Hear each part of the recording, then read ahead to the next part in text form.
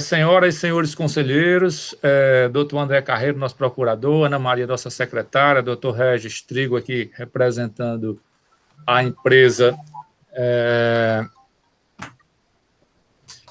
Coates Corrente Limitada.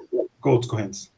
Coates Corrente Limitada. Seja muito bem-vindo a esta Câmara de Julgamento. Não me lembro de tê-lo aqui em outras... Primeira vez. Primeira vez. Seja bem-vindo aí na estreia da Câmara. Obrigado. E passar a palavra agora à Ana para a gente ver se a relação das resoluções que foram enviadas para aprovação nesta sessão. Temos, presidente. Por favor, Ana, pode fazer a leitura.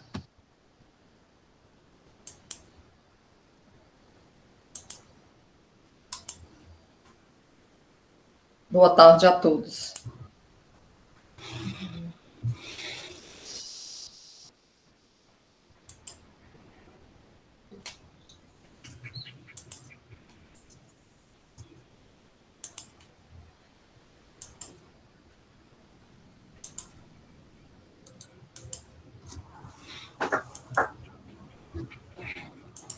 Boa tarde a todos. Os processos cujas resoluções...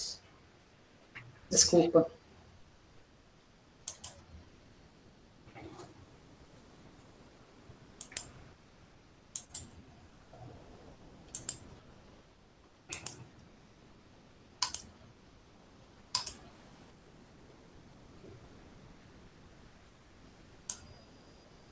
Os processos cujas resoluções foram enviadas para aprovação desta Câmara são os seguintes: do conselheiro Alexandre Mendes de Souza, processo 320 de 2018, auto de infração 2017, 19963, empresa AGF Medical Limitada.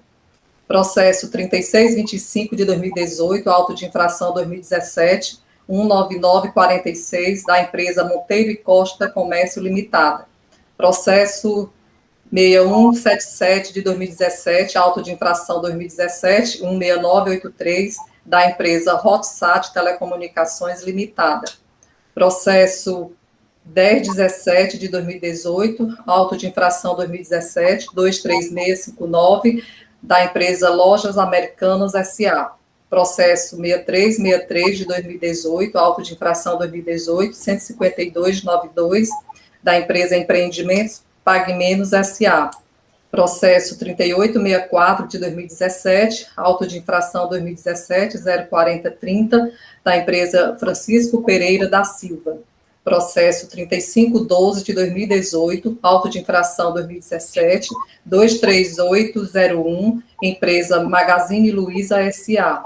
Processo 556 de 2018, auto de infração 2017, 18645, da empresa Messesa Embalagens S.A.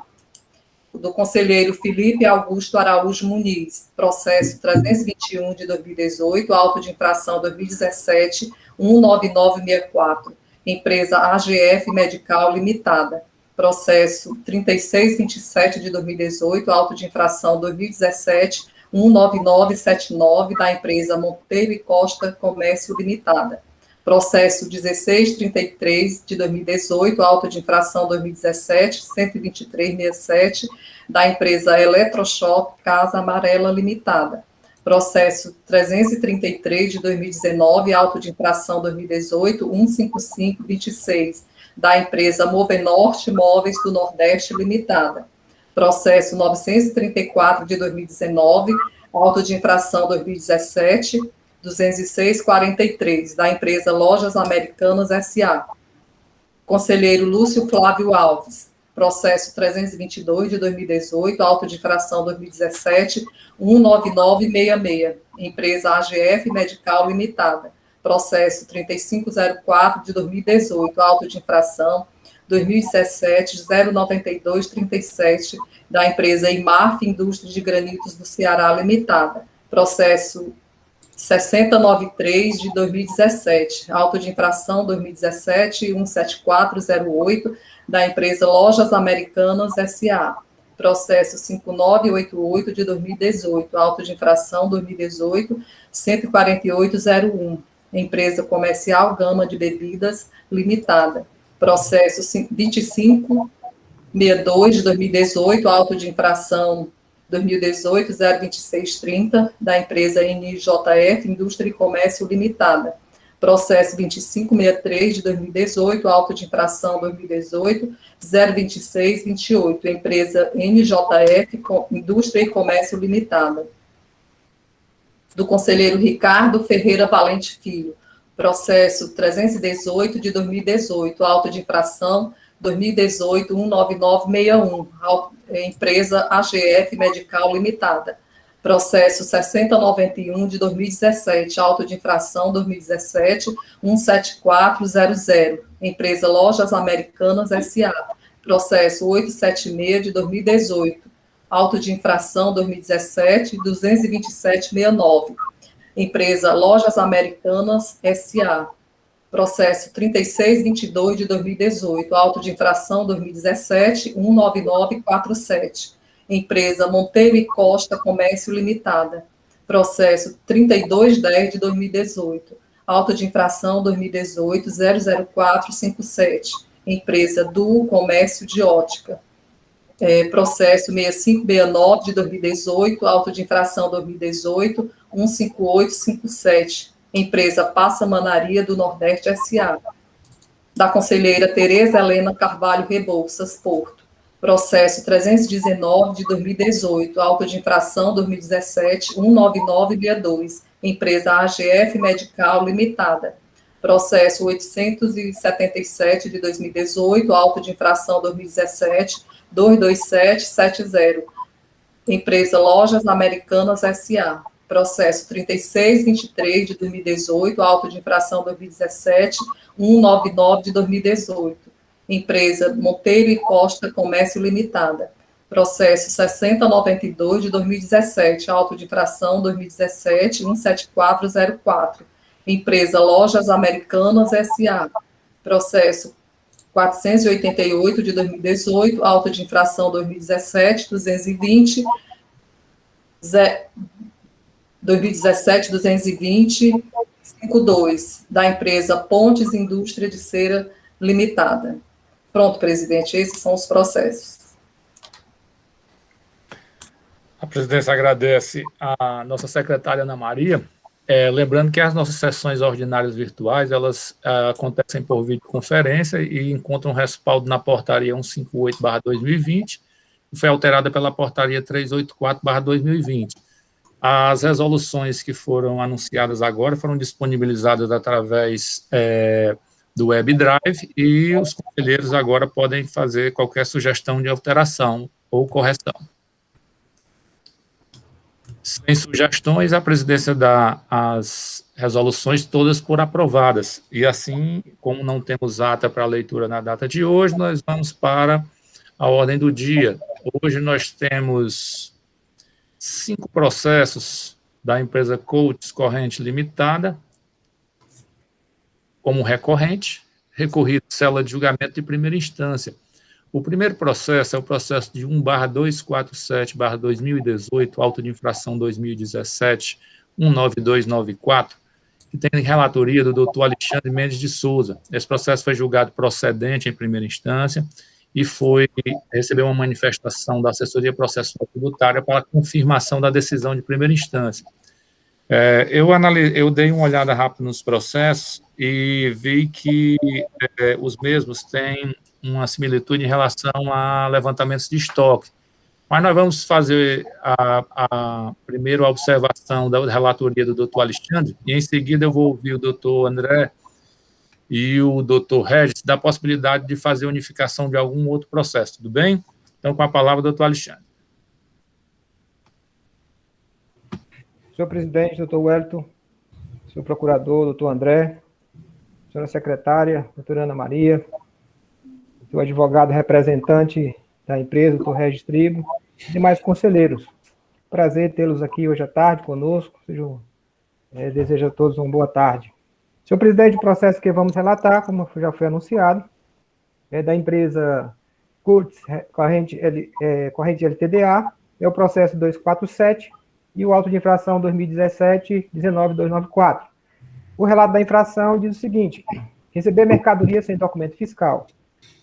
Constatou-se através do levantamento quantitativo de estoques, consolidado através do levantamento quantitativo financeiro diário, que o contribuinte promoveu a entrada de mercadorias sujeitas à substituição tributária por entradas em seus estoques sem o acobertamento fiscal devido, caracterizando uma omissão de entradas, conforme detalhamento das notas fiscais, nas informações complementares. O período da infração é 2012, foi cobrado ICMS no montante, no valor de R$ 104.969,70 e multa de 30% no montante de R$ 393.636,38. O autuante indicou como infringidos os artigos 127, combinado com 131 do Decreto 24.569/97. E a penalidade, ele colocou a 123.3A, item 1 da Lei 12.670, alterado pela 16.258.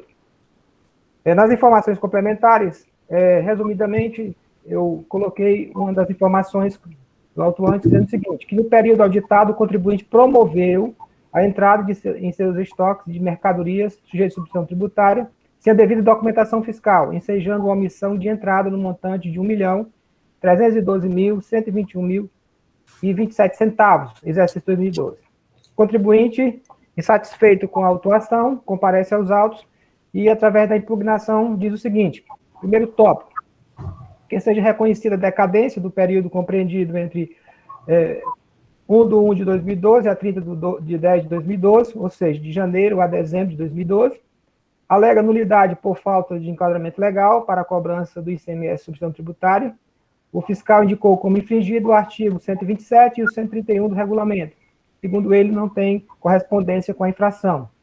Da inobservância do princípio do bis idem, omissão de entrada, e tem outro auto, estoque a descoberta.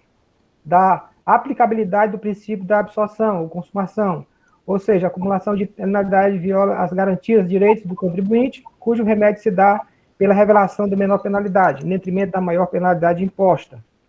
Porque foi lavrado 2 autos, como já falei, uma omissão de entrada e uma omissão de estoque a descoberta. Alega violação ao contraditório e ampla defesa, ou seja, o fiscal deveria ter apresentado toda a fundamentação legal e jurídica da cobrança, bem como a planilha discriminando os valores exigidos, as mercadorias que foram objeto da cobrança, as notas fiscais. E alega exorbitância de multa e o seu caráter confiscatório. E, ao final, pede que seja reconhecido e acatado a impugnação e dado pela improcedência do auto. Na instância singular, o julgador afasta a nulidade arguída pelo contribuinte e também a decadência, e na ementa diz o seguinte: omissão de entradas 2012, constatado através do levantamento quantitativo de estoque, a decisão muda o artigo infringido, coloca o 139 do decreto 24.569/97 e a penalidade continua a mesma, 123.3A, item 1 da 12.670. E o auto de infração foi julgado procedente. O contribuinte foi intimado da decisão e comparece e apresenta recurso ordinário. Reitera o pedido de decadência, o período já falado, e fala da falta de enquadramento legal para a cobrança do ICMS substituição tributária, violação ao princípio da ampla defesa, o fiscal deveria novamente, disse que ter apresentado a planilha discriminando os valores, as notas fiscais e as mercadorias, e também fala novamente que houve bis idem, dois autos de infração com a mesma penalidade e o mesmo objeto.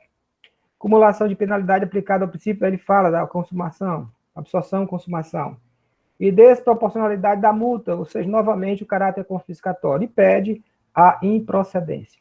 A assessoria processual tributária emite o parecer 185/2020, também afasta a decadência, né? Afasta os argumentos quanto ao enquadramento, a falta de enquadramento legal e a violação do princípio da defesa e o caráter confiscatório da multa. E pugna pela confirmação da acusação fiscal, de procedência da acusação nos termos do julgamento singular. Senhor presidente, é esse o relato e fica à disposição para qualquer dúvida. A presidência agradece ao doutor Alexandre, como sempre, o relato bem claro, preciso, né? percorrendo todos os detalhes necessários à apreciação do mesmo, e vamos ouvir agora a manifestação do doutor André sobre a possibilidade de unificarmos algum outro processo ou de passarmos logo para a manifestação da Procuradoria, aqui representando os interesses do Estado. Doutor André. Presidente, pela ordem, é só para lembrar que o artigo do meio é o 123.3b, ou seja, uma entrada ou outra saída, mas o processo é praticamente o mesmo e as alegações também são as mesmas, tá, presidente? Obrigado. Obrigado, doutor Ricardo. Boa tarde, senhor presidente, senhores conselheiros, senhor advogado presente. Presidente, em relação à possibilidade de julgamento conjunto, pelo menos em relação aos 2 primeiros ou os 3 primeiros, eu acho que não há nenhum problema ser realizado em conjunto, não. Por parte da Procuradoria, se o doutor Regis também concordar, eles podem ser relatados e analisados em conjunto. Doutor Regis, o senhor concorda? Concordo, pode ser julgado juntos, os processos são muito semelhantes, né, os argumentos jurídicos, os recursos são muito parecidos, os autos também são muito parecidos. A entrada ou saída muda só o período, né? Concordo. Ok, o presidente agradece as partes, e então vamos passar a palavra agora. Nós temos o processo. O doutor Ricardo acabou de mencionar que o processo dele é idêntico, é o mesmo exercício, é, doutor Ricardo? Presidente, pela ordem, eu sugeriria... É o mesmo exercício, presidente. Eu sugeriria julgar os 3 primeiros, que tratam de omissão de entrada e estoques acobertados, e no segundo momento se julga os 2 últimos. Ok, então vamos seguir essa orientação, ok? Às vezes, juntar muitos processos, apesar das matérias serem semelhantes, acaba confundindo um pouco. Você particularizando, como o doutor André está sugerindo, fica mais fácil de compreender. E a segunda discussão vai se esvaziando, às vezes, porque os argumentos vão sendo superados, ok? Então, a presidência vai passar a palavra agora ao doutor Felipe, que é o relator do segundo processo, de número 1/253/2018, auto-infração 2017-19298, tem a mesma recorrente, foi julgado procedente em primeira instância, recebeu o parecer da assessoria processual tributária pela confirmação da decisão. Com a palavra, doutor Felipe. Obrigado pela palavra, presidente. Boa tarde à nossa secretária, ao nobre procurador e aos colegas conselheiros da terceira Câmara.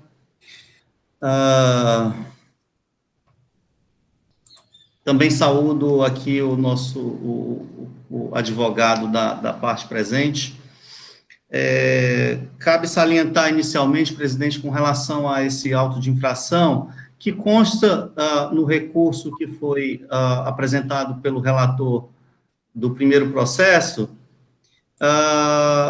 alegação de bis in idem, né,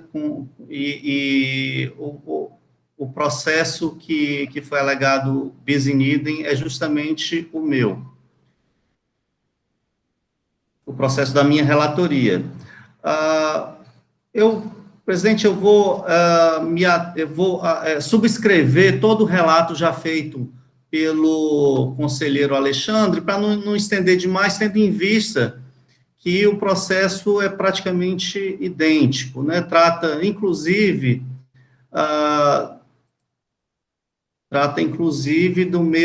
da mesma infração, né? Do mesmo período, exercício de 2012, foi imputado a mesma penalidade prevista no artigo 123.3a, item 1 da lei, e o que tem de mais divergente no processo é em relação aos valores, né? No presente processo foi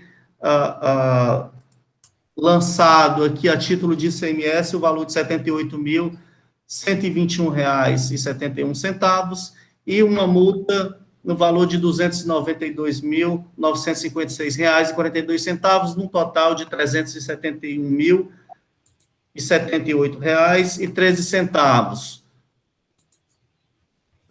Nos demais pontos, presidente, todo o processo é basicamente idêntico. Esse é o relato.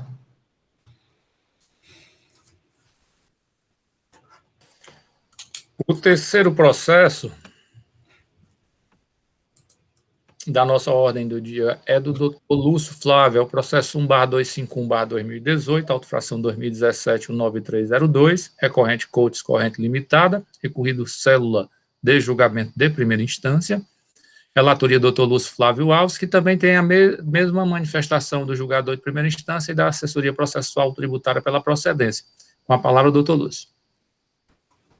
Presidente, boa tarde ao doutor André, secretária Ana, doutor Regis Trigo, os conselheiros. O presidente, o meu processo é igual ao primeiro processo, referente ao meu exercício 2013, né? Mas eu vou fazer, assim, um relato, assim, de maneira bem objetiva, mas, né, me permita fazer, assim, o meu relato, certo, presidente? A infração foi feito o levantamento quantitativo financeiro diário, né? Constatou-se que o contribuinte promoveu a entrada de mercadoria sujeita a ST por entrada em seus estoques sem acobertamento fiscal, né? Caracterizando a omissão de entrada. O fato gerador é 2013, né? Base de cálculo é 192.307,65, o ICMS de 15.384,61 e a multa de 57.692,30. Os artigos violados pelo agente autônomo, que entende como violado, né? O artigo 127, combinado com o artigo 131 do decreto 24.569/97. A penalidade sugerida pelo agente autônomo, o artigo 123, inciso 3A, item 1, da Lei 12.670/96, alterado pela 16.258/2017. As informações complementares, senhor presidente, o agente autônomo faz alguns destaques que merecem ser colocados. Se trata de um projeto de auditoria fiscal plena, né? O código de atividade da empresa é 46.89.302, comércio atacadista de fios e fibras têxteis beneficiados, e ela tem um regime de recolhimento normal, né? E foi feito um relatório quantitativo financeiro diário, né? Que existe a previsão, no caso da escrituração das notas no artigo 276A a 276H do decreto 24.569/97, né? Foi feito um levantamento por produto, né? Foi encontrada essa diferença, e entrada descoberta, né? Omissão de entrada de mercadoria ST. A infração, ele está catalogado no artigo 874, né? E a apuração no 875. A empresa inconformada com a lavratura do auto entra com a impugnação, que tem o seguinte histórico: da falta de enquadramento legal para a cobrança do ICMS-ST. Nesse ponto, ela vem destacando que não existe prova suficiente para a infração, que todo o trabalho do agente fiscal foi feito por simples presunção. Qual o artigo que embasa a autuação? Faz uma pergunta, já que o artigo 127 e o 131 não fala de ST, que diz que não existiu prejuízo, né, porque a empresa, nesse caso, deixou foi se descreditar.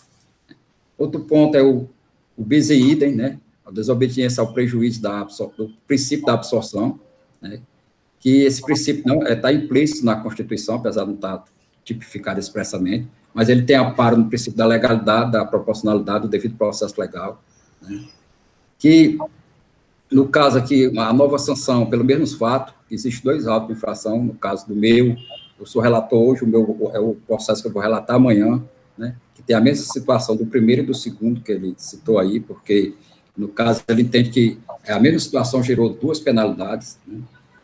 Outro ponto, da aplicabilidade do princípio da absorção e consumação, né. Aí vem trazendo aqui que, no caso, a penalidade 2 vezes, 30% no primeiro auto, 30% no segundo, que se trata do estoque a descoberto, no exercício do caso 2013, no meu, daria uma multa de 60%, né, nesse caso é vedado, né, que é a matéria de ordem pública que o julgador pode, né, declarar de ofício essa questão. Outro ponto é o princípio da violação da ampla defesa do contraditório, vem trazendo o artigo 15, inciso 55 da Constituição Federal, né, vem fazendo as perguntas, quais os documentos que embasaram, que o fiscal, a agente autuante, ele trabalhou, ele não especifica no processo, segundo o entendimento da empresa, né, e foi inferido, nesse caso, o devido processo legal. Outro ponto é o ponto questão da multa confiscatória, né, vem trazendo aqui a DIN 555 de janeiro do STF, né, e outras decisões das turmas, no patamar que o máximo que pode ser cobrado é o patamar de 20%. Né, e que, nesse caso, a Procuradoria insistindo na cobrança, né, terá futuras sucumbências na Fazenda Estadual. O processo caminhou para a primeira instância, teve a decisão pela procedência, o julgador, no caso, ele entende sim que existiu a infração, está devidamente caracterizado, o fato dos artigos não estar devidamente catalogado no auto não gera a questão da nulidade da autuação. que existe prova, sim, afasta o bis in idem, diz que se trata de condutas diferentes, uma conduta a empresa receber mercadoria com nota e a outra é manter seu estoque mercadoria sem a nota fiscal, né? Vem trazendo que existe previsão no artigo 827, questão do movimento real tributário, e afasta também a questão do confisco com base no artigo 48, parágrafo 2º da Lei 15.614 de 2020. A empresa inconformada com a decisão singular entra com um recurso ordinário no mesmo ponto trazido pela impugnação, com um detalhe apenas, e agora pede uma diligência e perícia para o caso. O processo caminha para a SEAP, que tem um parecer pela procedência, né, faz toda uma fundamentação também de afastar a questão da nulidade, processamento de direito de defesa, questão do bis in idem também afasta, e do confisco. Senhor presidente, esse é o relato. A presidência agradece ao doutor Lúcio e passa a palavra agora ao doutor André para a sua manifestação. Obrigado, senhor presidente, senhora secretária, senhoras e senhores conselheiros, senhor advogado presente, boa tarde a todos. Como bem relatado por todos os conselheiros relatores, são 3 processos da mesma empresa. O primeiro processo relatado trata-se de um recurso ordinário contra a decisão de procedência do auto de infração em razão da omissão de entradas de mercadorias sujeitas ao regime de substituição tributária, configurando a aquisição de mercadorias sem nota fiscal, conforme o levantamento quantitativo de estoque. O primeiro processo se refere ao exercício de 2012, no montante de R$ 1.312.121,27. Foi lançado o imposto no valor de R$ 104.969,70 e foi aplicada a penalidade pelo descumprimento da obrigação acessória previsto no artigo 123, inciso 3, a linha A, item 1, da Lei 12.670, de 96, incluído pela Lei 16.158, de 2017. Multa no valor de R$ 393.636,28. O segundo processo, a infração ela é um pouco caracterizada de maneira um pouco diversa, é um recurso ordinário contra a decisão de procedência do auto de infração em razão de omissão de entradas de mercadorias sujeitas a regime de substituição tributária também, né, aquisição sem notas fiscais, mais mercadorias mantidas no estoque da empresa, conforme o levantamento quantitativo de estoque também referente ao exercício 2012, no montante de R$ 976.521,39. O imposto lançado foi no valor de R$ 78.121,71 e a penalidade aplicada foi a mesma, a do 123, 3A, item 1, incluído pela Lei 16.158, multa no valor de R$ 292.956,42. O terceiro processo, relatado por último, pelo doutor Lúcio, também é um recurso ordinário contra a decisão de procedência do auto de infração, também é uma omissão de entrada de mercadorias sujeitas a regime de substituição tributária, conforme o levantamento quantitativo de estoque, esse referente ao exercício 2013, no montante de R$ 192.307,65, tendo sido lançado o imposto no valor de R$ 15.384,61 e aplicada a penalidade pelo descumprimento da obrigação acessória, com a mesma fundamentação legal, no valor de R$ 57.692,30. Todos são autos de infração decorrentes da mesma ação fiscal, né? Todos eles têm por base uma apuração feita mediante um levantamento quantitativo anual de estoque unitário de mercadorias, onde foi caracterizada a omissão de entradas ou a omissão de entradas com a manutenção dessas mercadorias em estoque, tudo com base nas informações prestadas pelo contribuinte na sua FD. Foram consideradas as notas fiscais de entradas de mercadorias para revenda, compreendidas no CFOPs que envolvem movimentação física de mercadorias, tanto entradas quanto saídas, bem como as notas fiscais de saídas dessas mercadorias para revenda. Foi utilizado para a aplicação do método do programa auditor eletrônico, tendo sido realizado um levantamento quantitativo de estoque diário, né? O método fiscal, ele adotado pelo agente, ele está em conformidade com o disposto no artigo 92 da Lei 12.670/96 e artigo 827 do regulamento. Já a obrigatoriedade da exigência da emissão de nota fiscal na aquisição de mercadorias tem amparo legal no artigo 139 do regulamento do CMS. E nos dois primeiros processos, o contribuinte, ele traz as mesmas razões já trazidas em sede de impugnação. O recurso, ele repete uma preliminar que seria de decadência parcial do lançamento, os dois primeiros autos referentes ao exercício 2012, ele entende que estaria decaído o lançamento referente ao período de janeiro a outubro de 2012, por entender que se conta como termo inicial na forma disposta no artigo 150, parágrafo 4º do CTN. No entanto, com a devida vênia, entendemos que não há como ser acolhidas preliminares, né? No entendimento da Procuradoria, no caso, se aplica o disposto no artigo 1731 do CTN, que deve regulamentar o termo inicial da contagem do prazo decadencial. No caso, é inadequada a aplicação do 150, parágrafo 4 do CTN, uma vez que se tratam de operações omitidas pelo contribuinte, portanto, não foram realizadas mediante emissão do documento fiscal e escrituração dos respectivos livros fiscais do contribuinte, portanto, não se pode falar em lançamento por homologação em relação a estas operações não declaradas. No caso, o que se verifica de fato é que houve uma omissão nesse lançamento por homologação, conforme previsto no disposto no artigo 149, inciso 5 do CTN, o que enseja o lançamento de ofício, contando-se o prazo decadencial, como dito, conforme o artigo 1731 do CTN. Além do mais, além do imposto lançado, também foi lançada uma penalidade por descumprimento da obrigação acessória, tributária, no caso, com base também no artigo 149, nesse caso, o inciso 6, conforme dispõe o artigo 113, parágrafo 3º do CTN. Portanto, também não se deve cogitar de lançamento por homologação de penalidade por descumprimento de obrigação acessória. Sendo assim, não restando dúvida que o prazo decadencial deve ser contado na forma do artigo 1731 do CTN, não há como ser reconhecida a decadência parcial suscitada, uma vez que os fatos geradores referentes a 2012 somente decairiam em 31 de dezembro de 2017 e o auto de infração foi lavrado em 6 de novembro de 2017. Prosseguindo, o contribuinte também, em todos os 3 processos, ele traz uma preliminar de nulidade por falta de enquadramento legal para a cobrança do ICMS, né, e defendendo que houve um equívoco na indicação dos artigos 127 e 131 do regulamento do ICMS como violados. No entanto, também entendemos que não há que ser acolhida a preliminar de nulidade por falta de enquadramento legal para a cobrança do ICMS, pois as mercadorias objeto da autuação estão sujeitas ao regime de substituição tributária na entrada por força da legislação tributária estadual. Isso consta registrado lá nas formas suplementares, tendo o contribuinte plena compreensão dos fatos infracionais que lhes são imputados. Assim, não justifica a nulidade a falta de indicação de dispositivo legal infringido ou o equívoco nessa indicação.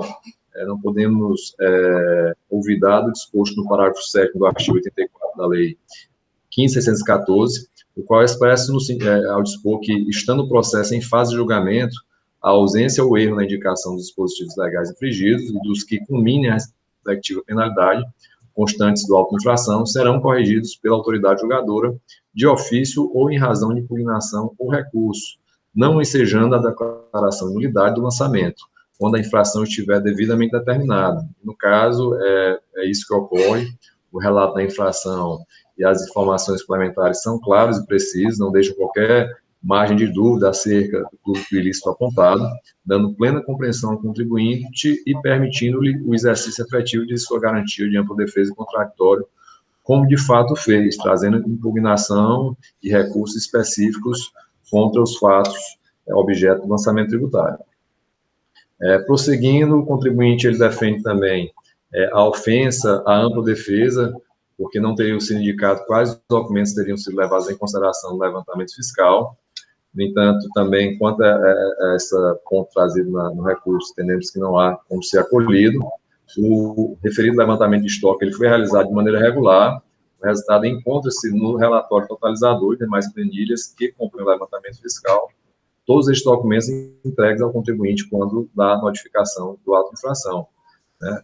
Verifica-se que nesse levantamento foram demonstradas todas as entradas e saídas diárias de mercadorias de maneira individual, bem como a documentação fiscal correspondente a estas operações. Como já foi dito, foram disponibilizados ao contribuinte todos os documentos fiscais eletrônicos considerados, gravados em CD, quando da sua notificação da autuação, além do que, tanto as notas fiscais eletrônicas quanto a AFD do contribuinte também são plenamente acessíveis por ele. Portanto, não se pode falar em cerceamento de defesa por desconhecimento de quais documentos ou mercadorias foram considerados levantamento fiscal. No mérito, o contribuinte, ele, no primeiro processo, ele traz nos 3 processos, mas no primeiro processo ele alega que teria ocorrido um bis in idem em relação ao auto de infração 2017-19302, que se trataria de omissão de entrada, e em relação ao auto 2017-19305, dígito 4, que seria referente a estoques acobertados, uma vez que, na sua compreensão, trata-se do mesmo fato fracional, que seria a aquisição de mercadoria sem documento fiscal. Portanto, estaria havendo uma acumulação indevida de penalidade, devendo ser aplicado o princípio da absorção e consumação.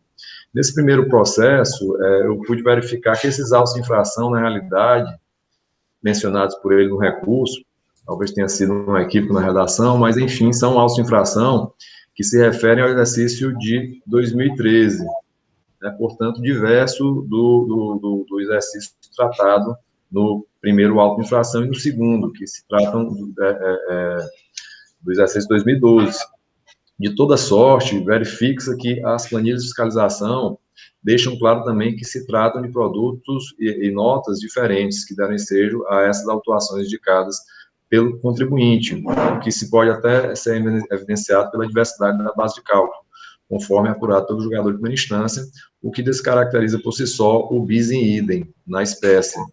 Isso vale principalmente no primeiro processo, mas em relação aos 2 processos seguintes, que ele traz o mesmo argumento, cumpre esclarecer que as infrações, embora apenadas no mesmo dispositivo legal, eles tratam de circunstâncias diversas, como foi muito bem esclarecido pela assessoria tributária e julgador de primeira instância. A infração à omissão de entrada, ela é constatada pela operação de saída de mercadoria com documento fiscal, cuja entrada não foi registrada. Já a outra situação, denominada de estoque desacobertado, ele é constatado pela existência de mercadoria em estoque, cuja entrada não foi registrada. Portanto, são fatos e infrações distintas, detectadas pela fiscalização, mas cuja penalidade aplicada corretamente foi a mesma prevista no artigo 123, inciso 3, da Lei 12.670. O contribuinte traz ainda, em todos os recursos também, a argumentação de que a penalidade aplicada, ela possuiria caráter confiscatório. No entanto, entendemos que não pode ser acolhido o argumento, a penalidade aplicada nos 3 autos de infração, o foi em estrita consonância com a disposição legal, que a prevê, independentemente da natureza dessa multa aplicada, se for punitiva ou moratória, é fato que é vedado ao órgão administrativo de julgamento afastar sua aplicação reduzida com base em falta de proporcionalidade ou razoabilidade, sob alegação de caráter confiscatório vedado na Constituição Federal, pois isso implicaria em inadmissível controle difuso de constitucionalidade da lei estadual, que é expressamente vedado no artigo 48, parágrafo 2º da Lei 16.514.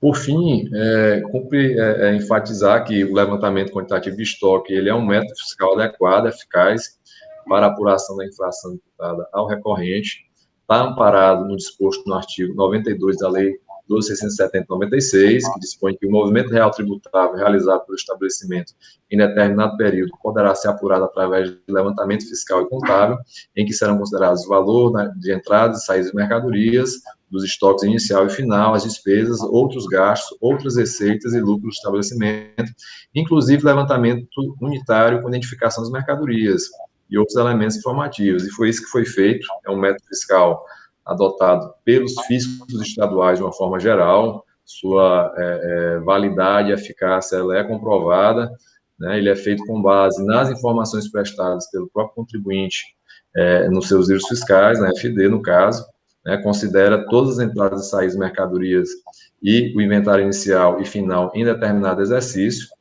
e, no caso, foi demonstrada a omissão de entrada de produtos sujeitos à substituição tributária, pois a equação estoques iniciais mais entradas igual a estoques finais mais saídas, ela foi negativa, demonstrando que o quantitativo de saídas e estoque final foi superior ao quantitativo de entradas e estoque inicial. Além do mais, a recorrente também, ela tem a obrigação de proceder à escrituração da movimentação de seus estoques, discriminado por operação, item por item, de modo a possibilitar o fisco a aferir a regularidade de suas operações em dado período, conforme forçado no disposto no artigo 271, parágrafo 1º do Regulamento CMS. Não se pode olvidar que a fiscalização da administração tributária sobre o contribuinte incide essencialmente sobre os documentos fiscais e contábeis dele, conforme disposto no artigo 82, parágrafo 2º da Lei 12.670. A Procuradoria faz só uma observação em relação à fundamentação legal da penalidade, que foi confirmada na primeira instância, porque eu entendo que ela deve ser corrigida, uma vez que o artigo 144 do CTN, ele dispõe que o lançamento deve se reportar à época do fato gerador da obrigação tributária, regendo-se pela legislação então vigente. E, no caso, foi aplicada a penalidade incluída posteriormente pela legislação. No caso específico, o item 1 do artigo 123, inciso 3, a linha A, que foi incluído pela Lei 16.258 de 2017, mas ele não trouxe qualquer benefício para o contribuinte, portanto, ela não se enquadra nas hipóteses que autorizam sua aplicação retroativa, conforme disposto no artigo 106 do CTN. Portanto, a Procuradoria entende que deve ser indicado como fundamento legal da penalidade o artigo 123, inciso 3A, da Lei 12.670, com sua redação vigente à época dos fatos. De toda sorte, a penalidade vigente à época, assim como aquela que foi detalhada e através dos itens que foram incluídos no dispositivo legal, ela é a mesma penalidade de multa de 30% do valor das operações. Como foi dito, essas questões são comuns a todos os processos. Os dois primeiros trazem a decadência, o terceiro, ele só não tem a argumentação de decadência, mas traz todos os outros argumentos. Nos demais processos, quando vai tratar do bis in idem, aí sim ele traz a fundamentação com base em autos de infração com o mesmo exercício. No caso, o terceiro processo relatado pelo Dr. Lúcio, no caso ele indica os autos de infração 2017, 193.02, como missão de entrada, e o 2017, 193.05, que seria o histórico da cobertado, mas, como dito, esclarecido pela assessoria e no julgamento, são infrações em circunstâncias distintas, não se confundem, tanto que as bases de cálculo se divergem, portanto, não há o que se falar em caracterização do bis in idem na hipótese. Então, com essas considerações, a Procuradoria opina nos 3 processos, pelo conhecimento do recurso ordinário, mas para negar-lhes provimento, confirmando a decisão de primeira instância de procedência do auto de infração, apenas corrigindo a fundamentação legal da penalidade para o artigo 123, inciso 3, a linha A, da Lei 12.670, com a redação vigente à época dos fatos. E qualquer fato novo ou esclarecimento, presidente, a gente se reserva o direito de intervir durante os debates. Obrigado. A presidência agradece ao doutor André e passa a palavra ao doutor Regis para sua manifestação e sustentação oral do presente recurso para os 3 processos. Boa tarde, senhores. Eu também vou ser breve, porque, como você já bem destacaram, os recursos são mais ou menos semelhantes, as matérias são mais ou menos semelhantes, e os relatos, e até a manifestação do procurador também já quase que exauriu aqui o assunto. Em relação aos 3 casos, assim, eu gostaria de estar unificando aqui. Eu sei que o entendimento desse tribunal, e quase todos os tribunais administrativos entendem que a decadência se opera, se calcula, se rege pelo artigo 173 do CTN, mas eu gostaria aqui de ressaltar e, digamos, consignar em ata, digamos assim, o nosso entendimento, que consta do recurso, muito embora nós sabemos que esse entendimento é minoritário no tribunal administrativo, mas é bom deixar claro que o entendimento do recorrente, que em 2 desses autos de infração, nós entendemos que 2 meses, da atuação foram atingidos pela decadência, porque no nosso entender a contagem da decadência se dá pelo artigo 150, parágrafo 4º da contagem, se dá pela data do fato gerador e não do exercício financeiro seguinte. A gente sabe que o entendimento dos tribunais é com base do ano seguinte, mas só para deixar consignado aqui o nosso pensamento sobre o assunto, o que daria a decadência sobre janeiro e fevereiro dos 2 primeiros autos, que nós estamos aqui tratando. O auto de infração foi lavrado, só para deixar claras as datas aqui, para ficar sem margem a dúvida aqui, qual é o entendimento aqui que nós estamos defendendo. Os autos de infração, eles foram lavrados em novembro de 2017, isso? Então, lá para trás, a gente teria a decadência do mês de janeiro e de fevereiro de 2013, ou 12, depende de cada auto de infração que a gente está tratando. Então, a decadência, esse é um argumento que eu gostaria de ressaltar. O outro, em relação ao bis in idem, que me parece o argumento mais forte aqui, que a gente apresenta na impugnação, a alegação do bis e idem, ele é decorrente muito em função do auto de infração e da capitulação legal que veio no auto de infração, nos 3 autos de infração que nós estamos tratando aqui agora. Se vocês repararem aqui, a descrição da infração, eu vou pegar aqui o auto de infração, por exemplo, para a gente acertar aqui qual que do qual que eu estou tratando, é o de final 2017, 19.294, dígito 5. Nossa alegação de bis e idem, esse auto estaria repetindo, né, colidindo com o auto de infração de 2017, 19.298. E as descrições das infrações são muito semelhantes, né? A dos 294, que é o que está sendo julgado hoje, receber mercadoria sem documentação fiscal, entrada em estoque de mercadorias sujeitas à substituição tributária sem acobertamento fiscal devido, caracterizando uma omissão de entrada. E o outro auto, que nos parece que está em bis e idem, receber mercadoria sem documentação fiscal, entrada em estoque de mercadoria sujeita à substituição tributária sem devida documentação, caracterizando o estoque desacobertado. De duas, uma, ou as atuações são idênticas, e aí há bis e idem, ou a capitulação legal está errada. Porque a capitulação legal é rigorosamente idêntica para 2 infrações. Artigo 123, inciso 3A, item 1, da Lei 12.670 de 96. Desse auto de infração que eu estou falando aqui agora, e do outro auto de infração, que termina com o 298, dígito 3, o artigo de lei citado, exatamente o mesmo, artigo 123, inciso 3A, item 1. A mesma coisa se repete no outro auto de infração, o 2017, 19.302-8. A redação da infração legal é a mesma, que eu acabei de ler para os senhores, e o enquadramento legal, o enquadramento legal da infração é 127, desse artigo 123 é a multa, né? Só para esclarecer, não ficou isso claro no auto de infração anterior. O enquadramento legal da conduta que seria ilícita seria o artigo 127 combinado com o artigo 131. Isso consta no auto de infração. E a penalidade, a fundamentação legal, artigo 123, inciso 3, nos 2 casos. Então, de duas, uma, ou a redação da infração legal é rigorosamente a mesma, e aí, para mim, o bis e idem estaria caracterizado, ou então a tipificação legal está equivocada. E aí, sim, não é o caso de simplesmente trocar a capitulação legal neste momento. Se reconhecer que a capitulação legal está equivocada, não me parece ser um vício do auto de infração tão fácil de ser sanado neste momento, porque já houve impugnação, estamos numa fase recursal, deveria ser refeito o auto de infração e ser alterada a capitulação legal para colocar a correta.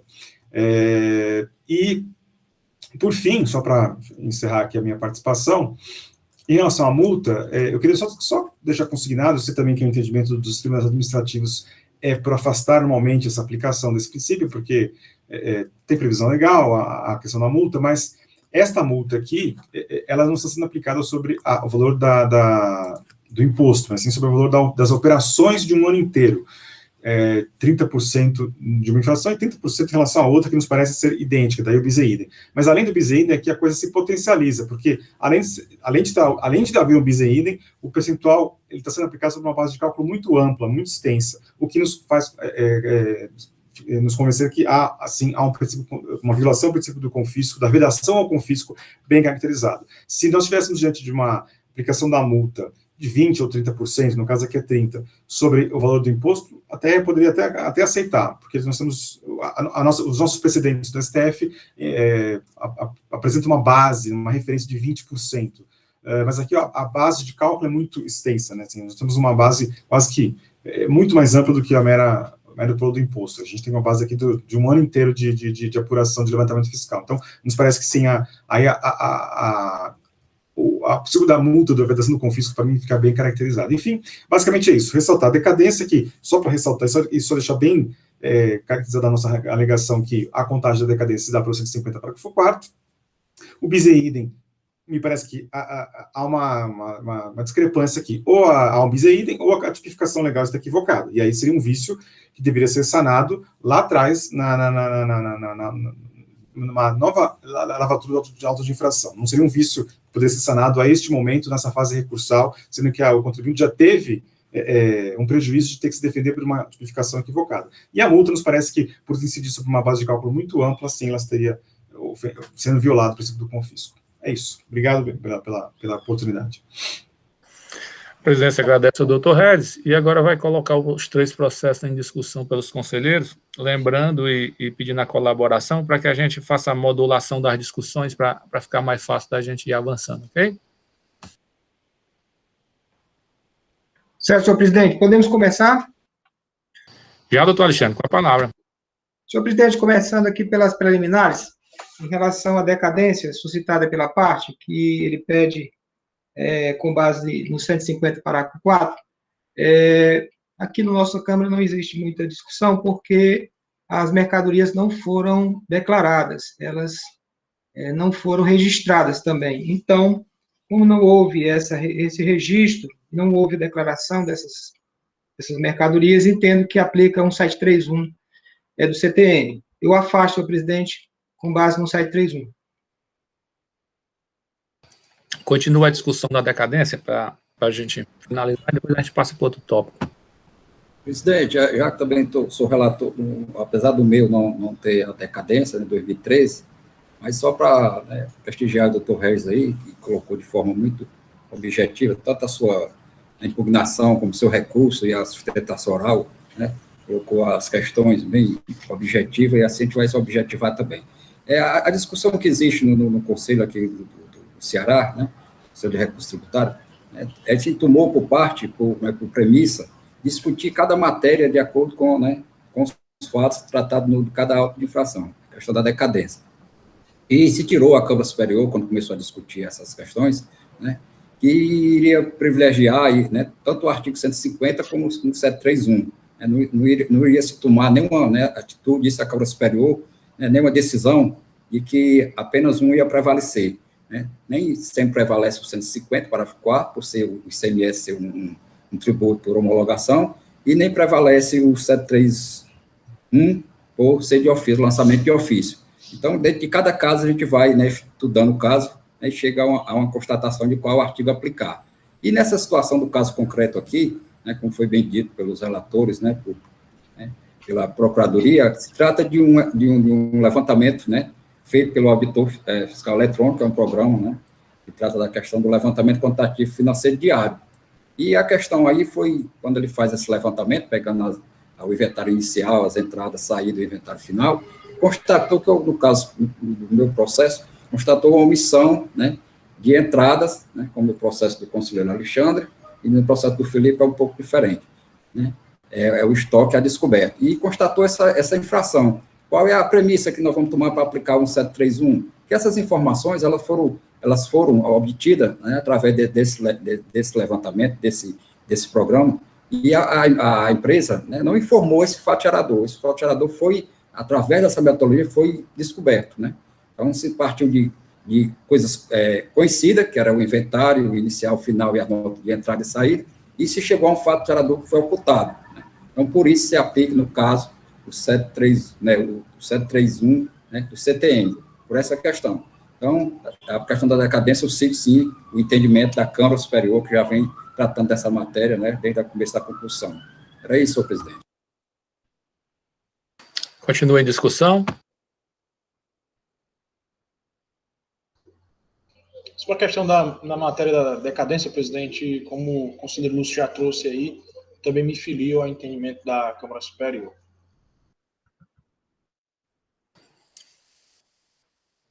Ok? Vou só para fins de registro, vou tomar os votos para que fique registrado na nossa gravação, ok? Votando o doutor Alexandre.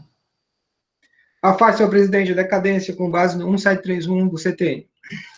Votando agora o doutor Felipe. Presidente, impecável aí a explicação do doutor Lúcio com relação ao caso, e sigo, aliás, nem sigo, eu sou o relator também, então eu voto pelo não acatamento da argumentação de decadência arguída pelo contribuinte. Ok, doutor Felipe. Doutor Lúcio.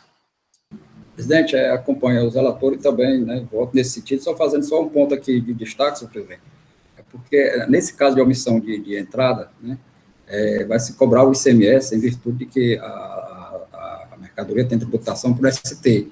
como é pago na entrada, e esse fato não foi levado ao conhecimento do FIT, está sendo cobrado o ICMS. Esse é o diferencial daquelas questões que a gente aplica só quando é muito isolado. Ok. Mal voto agora da doutora Tereza, que é para harmonizar. Boa tarde. Boa tarde. Boa tarde a todos. Sim, senhor presidente, com os relatores, viu? Eu Agora, afasto. doutor Micael. Com os relatores, presidente. E o doutor Ricardo. Com os relatores, presidente. Então, a terceira Câmara de Julgamento, do presente caso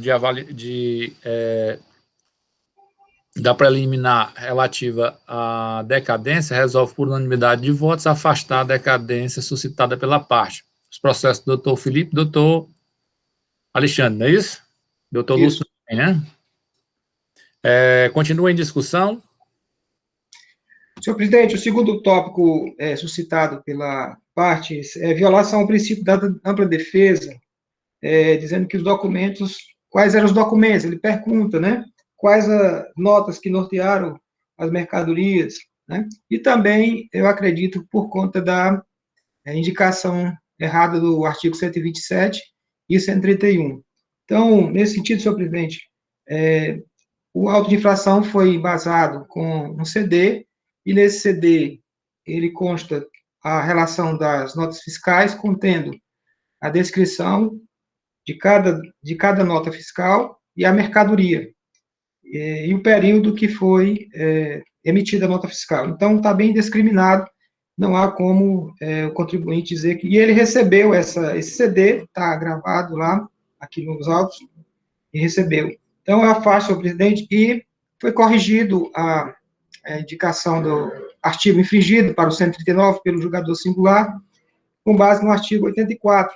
Né? Irregularidade ou omissões passíveis de recorreção não serão declaradas nulas. A gente já, segundo o artigo 7º, estando o processo administrativo em fase de julgamento, a ausência ou erro na indicação dos dispositivos legais regulamentares infringidos, dos quais cominem respectiva penalidade constante no auto de infração, serão corrigidos pela autoridade julgadora de ofício em razão da impugnação ao recurso, não ensejando declaração de nulidade, quando a infração estiver devidamente determinada. Está determinado, conhece o contribuinte, a base de cálculo e o alíquota aplicado, no caso, 8% da operação. Então, senhor presidente, nesse caso também eu afasto o pedido de nulidade por violação ao princípio da ampla defesa. Continua em discussão. Presidente, acho que o doutor Alexandre aí colocou de forma bem pontual, realmente a gente conta na informação complementar, né? A empresa recebeu sim o CD, quando a gente vai abrir o CD, consta lá todas as planilhas de entrada e saída, os inventários, os produtos, né?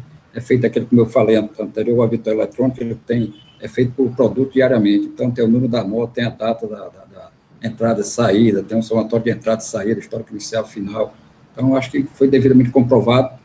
O fato do agente autuante ter colocado o artigo citado, né, citado aí pelo doutor Alexandre, o 127 e o 131, né, não diz respeito à autuação, mas o próprio relato e as próprias provas constantes dos autos, tem sim como a empresa fazer a defesa, tanto que fez de forma muito precisa, muito pontual, sobre a questão que ela entendia, né, para ser discutida nesse processo. Eu também acompanho o relator, presidente. Doutor Felipe, mais algum conselheiro? Não, presidente. Sem interesse, a presidência já toma como manifestação do doutor Alexandre e do doutor Lúcio por afastamento. Agora vamos ouvir o doutor Felipe, sequenciando aí os votos, ok? Presidente, eu sigo o voto do relator e voto no mesmo sentido no meu processo, tendo em vista que, do meu ponto de vista, o processo ele encontra com o relato bastante claro, que permite ao contribuinte exercer de forma plena o seu direito de ampla defesa. Doutora Tereza.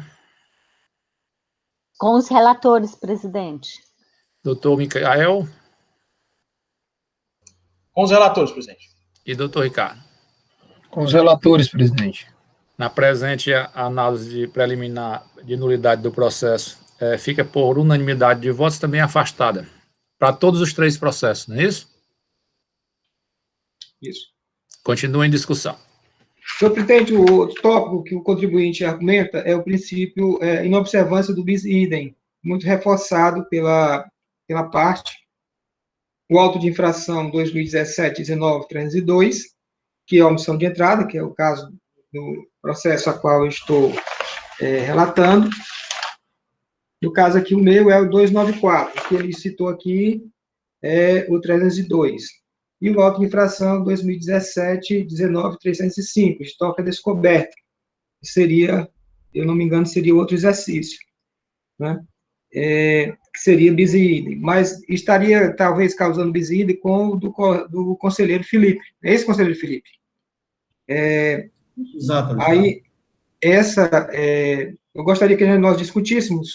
Eu entendo que realmente a omissão de entrada, ela se verifica quando as saídas são bem superiores às entradas.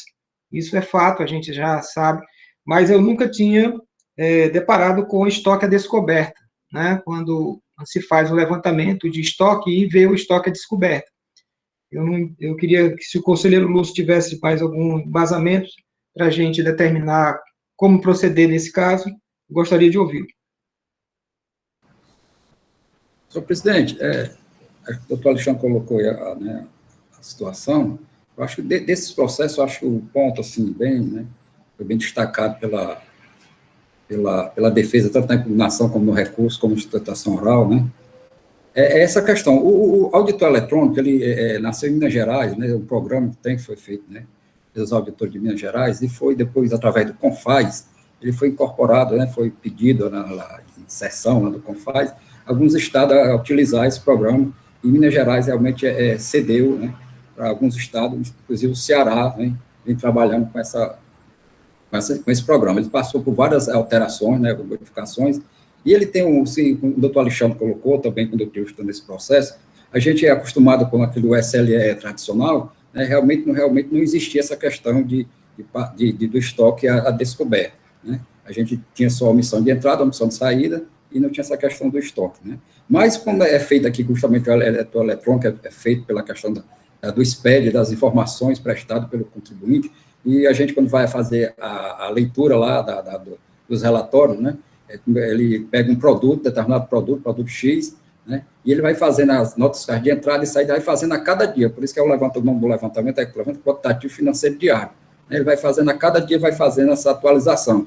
E durante essa atualização pode ocorrer situações e que realmente naquele dia, né, uma mercadoria está ocorreu uma omissão de entrada e ocorrer também a questão do estoque a descoberto, ou seja, o estoque tem mais do que o que ele tinha informado. Então, isso é feito diariamente, tanto que a leitura lá, né, de todo o programa e das planilhas que tem, existe sim uma coluna específica para cada situação dessa. E observando também, né, um tópico lá, um item, ele vai encontrar item lá que realmente se trata da mesma mercadoria, não pode ocorrer no mesmo dia. Então, você vai encontrar as infrações que podem ocorrer, entrada descoberta, saída descoberta, estoque descoberto e saídas abaixo do preço de custo. Essas são as 4, né, infrações que existem nesse tipo desse auto eletrônico. E é tanto que todas essas aqui estão, né, foram contempladas nesses 10 autos que foram lavrados para essa empresa, né. À primeira vista, a gente pode até perceber, e aí a empresa tem razão, quando ela diz que tudo é omissão de entrada, e realmente é omissão de entrada, mas como esse programa ele faz a diferenciação, né, de omissão de entrada, que eu posso chamar de estrito sensu, e essa omissão aqui do estoque a descoberto, pela a sistemática do programa é dividido, dá 2 bases de cálculo, né? Todos os 2 são gerados pela omissão de entrada sem nota? Sim, isso aí a gente pode afirmar que sim. Mas quando ele dividiu, isso não quer dizer que há um bis idem, né? A empresa diz que a mesma capitulação realmente é a mesma e a penalidade é a mesma. O artigo violado é o mesmo, a penalidade é a mesma. Mas poderia também, esse mesmo programa, ter feito a junção. No caso dos 2 processos primeiro ali, podia juntar as 2 bases de cálculo e ter feito só um auto de omissão de entrada. Mas o sistema não é feito assim por essa questão que eu coloquei, que é feito diariamente e tem essa outra opção, sim, de estoque a descoberta.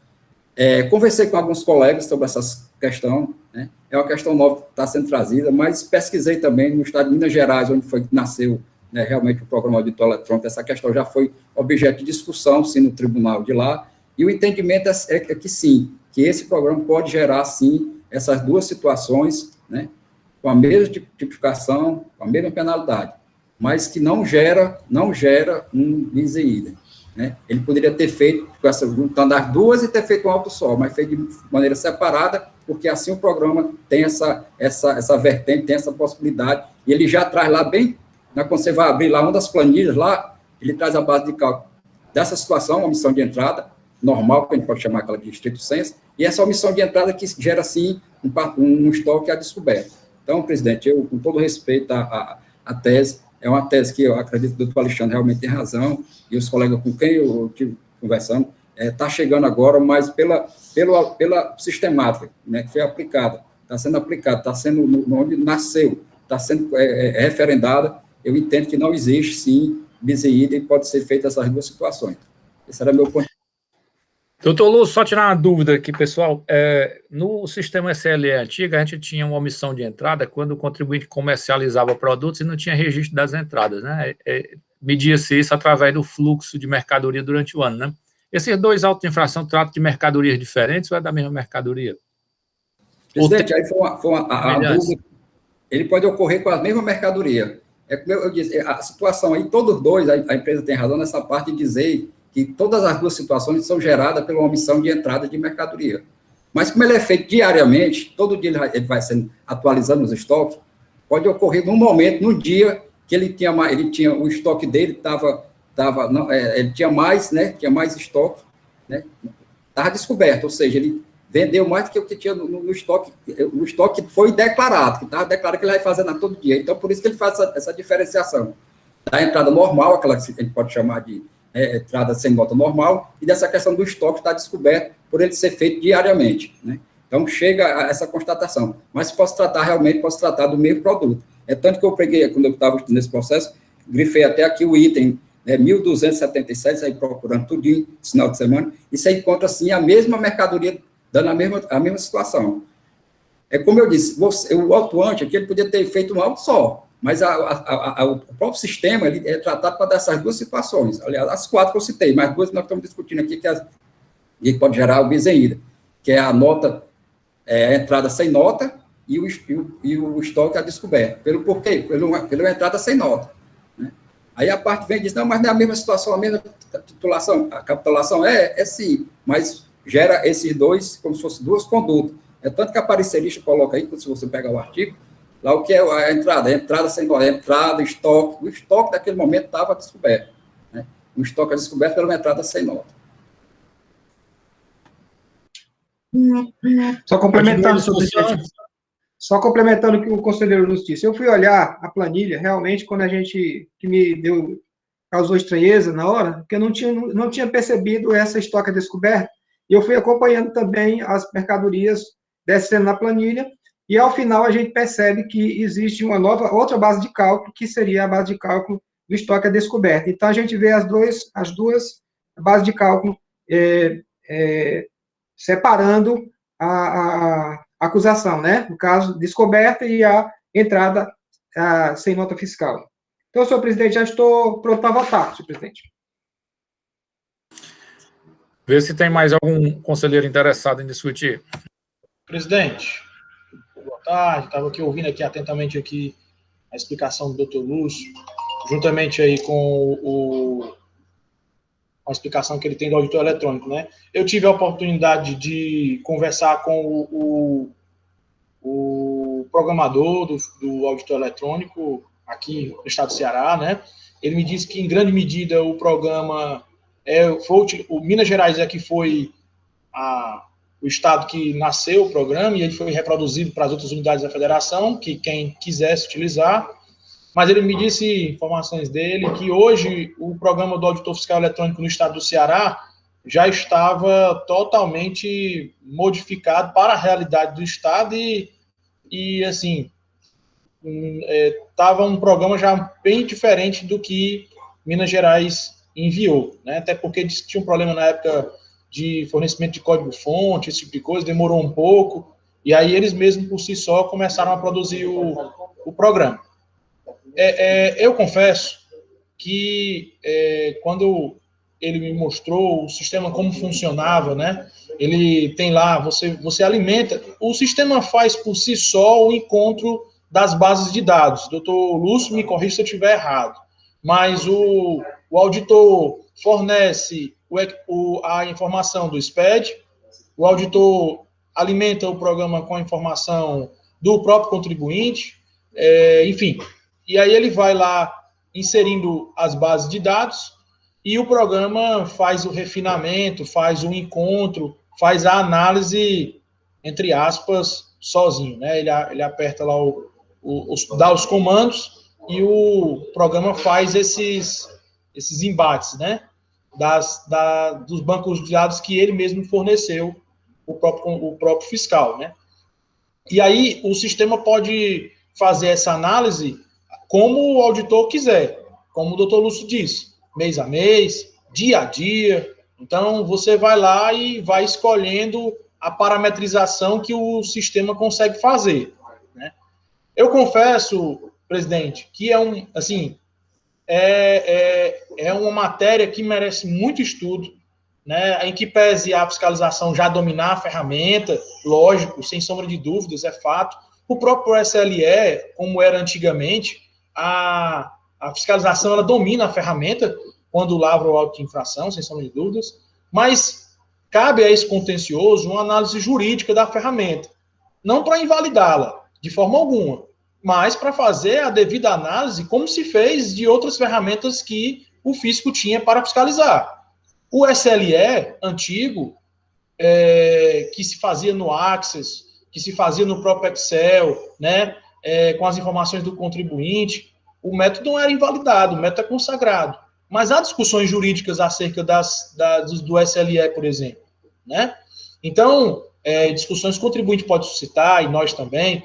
Então, fica aqui o meu posicionamento. É uma ferramenta nova. Acredito que nós precisaríamos de um diálogo muito mais próximo com a Secretaria da Fazenda do Estado do Ceará, enquanto julgadores, para entendermos um pouco mais da ferramenta. Como disse, o SLE antigo era feito no Excel, no Access, não havia tanta programação assim. A verdade é que o próprio auditor, quando estava confeccionando a planilha, ele podia fazer a unificação de um produto ou não, ele podia fazer a análise por mês ou por exercício inteiro de ano. Então, não tinha essa pré-formatação que o sistema do auditor eletrônico já tem. Então, presidente, eu não me sinto confortável para julgar o processo, me confesso.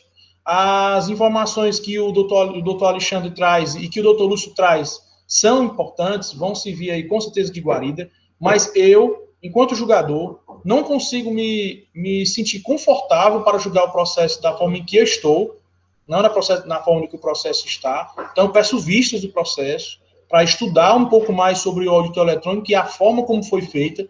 O contribuinte alega que há um bis idem na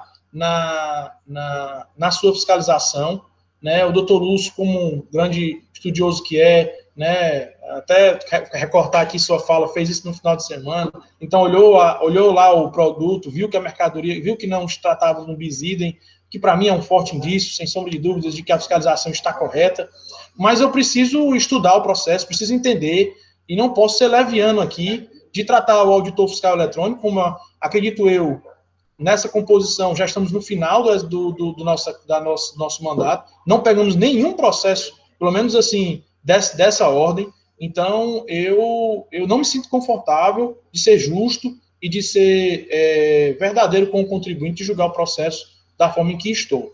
Então, eu peço vistas para estudar o processo e entender um pouco mais dessas operações aí e ver se tem ou não tem essa questão do bis idem que o contribuinte tanto alega. Você vai pedir, você vai pedir vista somente do processo do conselheiro Felipe, que é o caso do estoque à descoberta? É isso que você vai fazer? Só o Felipe? Tem que ser os dois, Alexandre. Não, presidente, eu posso... A questão do bis idem envolve os dois processos, não? Não. Porque se depois ele constatar que procede o argumento dele, o outro processo já seria extinto, porque já o outro estaria absolvendo, tá certo? Seria absolvido pelo outro. E o que eu acredito, e o processo a base de cálculo do processo a qual eu estou julgando é maior do que a sua. O seu estaria inserido dentro do processo, entendeu? Então, no caso, o seu processo seria julgado extinto por já estar contemplado pelo pagamento do meu processo. É o meu pensamento, senhor presidente. É o meu pensamento. O doutor Lúcio pediu a palavra, mas só deixar claro que o doutor Micael tem livre, espontaneamente livre para pedir vista dos dois processos, até porque ele precisa entender a lógica que o doutor Alexandre colocou. Para alguns pode parecer clara, para mim pareceu, né? O menor que está contido no maior, mas vamos ouvir o doutor Lúcio. Presidente, eu queria ressaltar aí a colocação do doutor Micael, como sempre, uma pessoa muito preocupada com as decisões, tanto da nossa Câmara como do CONAR como um todo. Realmente, essa matéria, como eu coloquei nas minhas palavras, é uma matéria nova, né? Conversei com alguns colegas que trabalham em outras câmaras, né? Também não chegou essa matéria, assim, de forma como está chegando agora. Então, acho que é salutar. Eu tentei fazer, né, dentro da minha parte, como relator, algumas considerações, conversando com alguns colegas, procurando estudar um pouco da sistemática, mas eu acho que é importante, né, essa vista do doutor Micael, para que realmente a gente possa ter, não certeza absoluta, mas buscar realmente, né, se existe esse bizeído. Na minha ótica, pelo que eu, né, busquei, pelo que eu conversei com alguns colegas, a situação, né, é essa que eu coloquei, mas eu acho importantíssima essa vista do doutor Micael. Eu também, quando ele colocou as palavras, eu também com o doutor Alexandre, no sentido que é o seguinte, a ocorrência do BIS, constatado uma vez a ocorrência, seria no segundo processo do doutor Felipe, o primeiro processo, né, já estaria, no meu entender, né, poderia ser julgado, e o segundo seria o meu processo de amanhã, que é o reflexo do processo desse meio de hoje, né, mas também como faço as palavras do presidente, aí fica a critério do relator, se ele tiver, né, quiser ter uma dimensão maior da situação, né, fica a critério dele, né, fazer essa vista dos 4 processos, presidente. Ok? Presidente. Não, doutor Ricardo. Escutando atentamente os colegas, realmente é de grande valia esse pedido de vistas do conselheiro Micael, mas isso acaba interferindo. Eu vejo de maneira direta no meu processo também, porque o levantamento quantitativo de estoque, o auditor fiscal eletrônico, ele levantou os valores de entrada, mas também de saída. Então, o meu é a mesma situação, só que de saída. Ou seja, resta prejudicado o julgamento pelo menos do meu, acho que o do próprio Micael também, certo?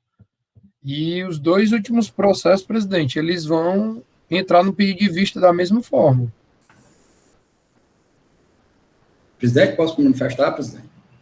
Doutor Lúcio. Presidente, eu dou respeito ao doutor Ricardo, mas essa situação, doutor Ricardo, ela fica assim, a palavra que eu dizer assim, de reflexo dela é só na questão da entrada, é só na questão da entrada, entrada descoberta e o estoque é descoberto, ela não tem reflexo, né, na questão da saída. Talvez você está pensando naquela questão do SLE, quando você muda a entrada e reflexo na saída, mas aqui não, aqui é como eu coloquei no início aqui, né, mas não vou voltar, porque, né, a discussão, o doutor Micael vai trazer mais luz, né, para a discussão.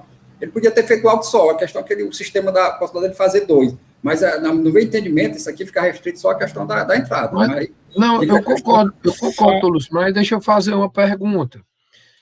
Se com o estudo que o doutor Micael levanta e modificar a entrada com o estoque, isso não vai interferir na saída, não? Só se o doutor Micael constatar que existe um bis em idem, um dos processos vai ser nulo. O efeito é esse aí. O processo do doutor Felipe vai ser nulo, porque não pode ter aplicar 2 penalidades para o mesmo fato. E o processo meu de amanhã será nulo e mantido o de hoje. Se constatar, o bis em idem. O reflexo que tem é esse. No meu entender, não vai refletir nada na saída, não. O SLE antigo, ele fazia um totalizador, ele totalizava entrada, saída, comparava com o estoque inicial e estoque final. Aí lá ele dava uma opção de entrada ou de saída no final do exercício. Esse auditor, ele pega o estoque inicial, aí lança na planilha. Aí todo dia ele pega a nota fiscal que entrou, que é eletrônica, aí ele soma lá no estoque. e no final do dia ele pega as notas emitidas, subtrai do estoque. Ele vai fazendo a apuração do estoque dia após dia. Aí qual era a situação que se verificava? O contribuinte hoje vendeu mercadoria, mas ele não recebeu a mercadoria, ou então o contador não tinha lançado, tá certo? Então essa discussão perdurou aí por muito tempo, e depois que ficou tudo eletrônico, né, agora não tem mais essa discussão, porque a nota é emitida em um determinado momento e se pega exatamente o momento da ocorrência do fato jurídico, né, da compra e da venda. Agora, não tem, doutor Ricardo, me parece que não há interferência na saída, porque o que interfere é exatamente o registro da saída do dia, que não tinha estoque para cobrir aquele dia, por isso que é descoberto. Né, mas o doutor Micael é livre aí para decidir quais processos ele vai pedir vista. Só não pode pedir vista do dele mesmo, né?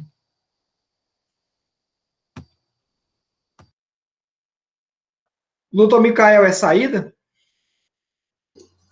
Sim. O doutor Ricardo é saída? Então, no caso aqui, senhor presidente, eu entendo como o doutor Lúcio colocou, e meu pensamento também, não é só relação à entrada. Esse poderia pedir a vista dos dois entradas, do Felipe e do meu. É o meu pensamento. O bis ainda está solicitado pela parte só nos processos de entrada, né? Não, doutor Alexandre, eu acho que o doutor Micael pediu vista dos 3 primeiros processos. Pelo que eu entendi, ele pediu vista e foi concedido dos 3 primeiros. A discussão aqui está nos dois últimos que são de saída. Tá? Ouviu, doutor Micael? Qual é o pedido, doutor Micael, para consolidar? Presidente, a minha ideia é o pedido de vistas para estudar melhor acerca do auditor eletrônico sobre a questão do bis idem tratado pelo contribuinte aí em sede de defesa. Em quais processos o senhor está pedindo vistas? Presidente, é complicado até eu dizer quais os processos eu tenho que pedir, porque eu tenho que ter o mínimo de subsídio para saber se o auditor tem que dar problema na entrada ou na saída, né? Eu não consigo fazê-lo agora com essa análise sem me adentrar um pouco mais profundamente no sistema, né? Eu preciso, pelo menos, entender um pouco das premissas básicas do sistema para poder dizer se eu teria dúvida na entrada e na saída, por exemplo. Então, seria dos 4 processos dos quais o senhor não é relator, é isso? Sim, presidente. Sim. Pronto. Então, a presidência vai conceder vistas ao doutor Micael, está compreendido por todos? Os 4 processos da pauta, dos quais o doutor Micael não é relator. Sobrou o processo do qual ele é relator, aí a presidência tem que colocar o processo relatado, a não ser que um outro conselheiro também peça vista do processo, tá certo? Para que possa compartilhar da ideia do doutor Micael. Senhor presidente, eu peço vistas do processo do doutor Micael para compartilhar com a ideia, com o entendimento dele. Pronto. Eu acho bastante salutar, porque essa matéria não veio aqui para discussão, eu não me lembro de ter discutido essa matéria aqui, tá certo? E causa uma certa, digamos assim, estranheza a parte do relato inicial ter uma correlação muito forte em relação só à parte da semântica, né? Então, eu acho que é pertinente aí o pedido de vistas, até para que traga, né, mais informações para todos nós, né? Porque no caso de um voto de empate, né, a presidência também precisa tapar aí das informações, ok? Presidente, eu gostaria só de deixar registrado, agradecer a sensibilidade do presidente e pedir também, para a gente envidar esforços, eu vou tentar, quando a sessão finalizar, tentar me dirigir até o setor do fisco que compreende a matéria, para tentar tirar essas dúvidas enquanto conselheiro, para ver se a gente consegue trazer mais informações, deixar mais claro a ferramenta, né, e deixar aqui o processo e o julgamento de forma bem com mais informações. Ok, com isso a gente dá por encerrado a sessão de hoje, já que todos os processos foram objeto de pedido de vista. 4 por parte do doutor Micael e 1 por parte do doutor Alexandre. Agradecer aqui ao doutor André, ao doutor Regis, né? Convocar todos para a sessão de amanhã, ok?